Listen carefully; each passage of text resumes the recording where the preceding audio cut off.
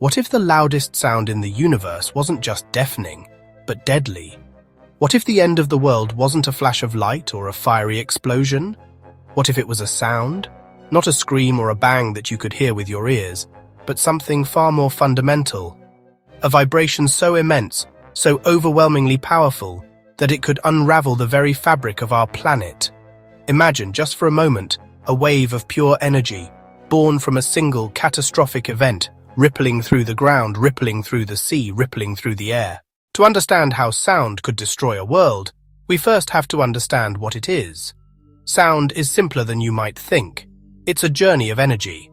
When you clap your hands, you disturb the air molecules around them, pushing them together. These compressed molecules then push on their neighbors, who push on their neighbors, and so on. This creates a chain reaction, a traveling wave of high and low pressure that ripples through the air. We measure the intensity of this energy using a scale called decibels. A quiet whisper is around 30 decibels. A rock concert might hit 120 decibels, which is the threshold of pain for our ears. Every increase of 10 decibels represents a tenfold increase in sound energy. The scale is logarithmic, meaning it grows incredibly fast. This energy is real. It's physical. A loud enough sound can do more than just hurt your ears, it can exert a physical force. At around 190 decibels, the pressure waves are so intense they can rupture your eardrums and even cause shockwaves in the air itself.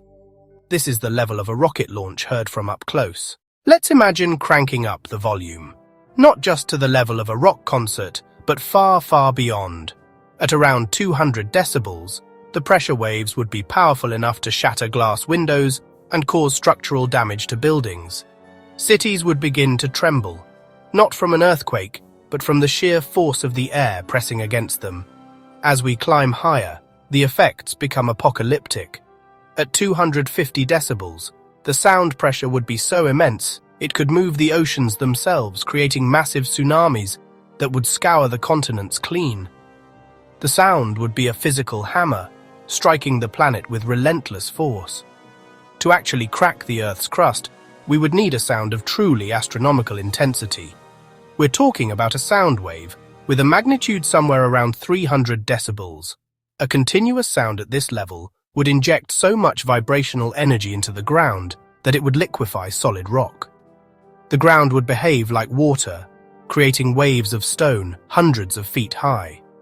Tectonic plates would grind against each other uncontrollably, triggering earthquakes of a magnitude never before witnessed. The Earth would literally be shaken to pieces from the inside out. But why stop there? Let's consider the energy needed to destroy the planet entirely.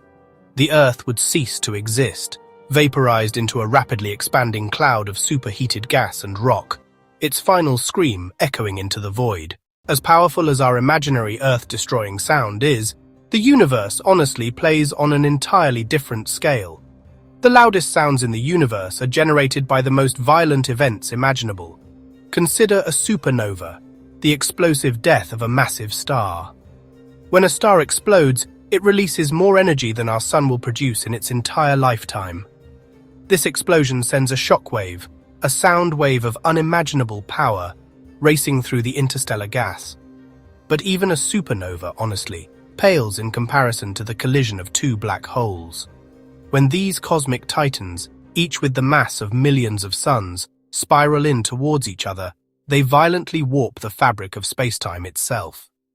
In the final moments before they merge, they are moving at nearly the speed of light, releasing an incredible burst of energy in the form of gravitational waves. The power released in this single event is more than the light from all the stars in the observable universe combined. If we could somehow translate the energy of that black hole merger into a sound wave in our atmosphere, the decibel level would defy comprehension. And what about the loudest sound of all time? That likely occurred at the very beginning of the universe. During the inflationary period, just a fraction of a second after the Big Bang, the universe expanded faster than the speed of light. This hyperexpansion would have created colossal sound waves, rippling through the hot, dense plasma of the early cosmos. These primordial sound waves, known as baryon acoustic oscillations, were so vast that they stretched for hundreds of thousands of light-years.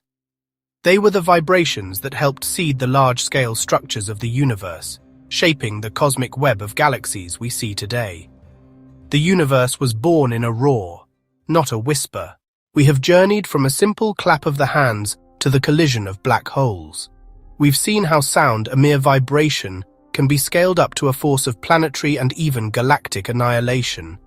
It forces us to confront the sheer power inherent in the physical laws of our universe.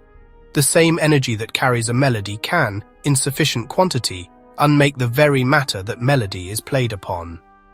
This exploration leads us to a final profound question. We have imagined a sound powerful enough to destroy a planet and even a solar system. But what are the ultimate limits? Is there a theoretical maximum volume in the universe? A point where the energy density of a sound wave becomes so great that it collapses in on itself, forming a black hole made of pure sound. Could a sound wave carry enough energy to tear a hole in the fabric of space-time itself? The laws of physics as we currently understand them suggest there are limits. But what if, in the far future, or in another corner of the multiverse, the rules are different? Could there exist a sound so powerful, a vibration so fundamental, that it could continue to grow in intensity without limit? A wave that could propagate from one universe to the next, a crescendo that never ends. If a sound wave could be amplified indefinitely, could it unravel everything? Could a single ultimate vibration, a final infinite chord, erase all of existence?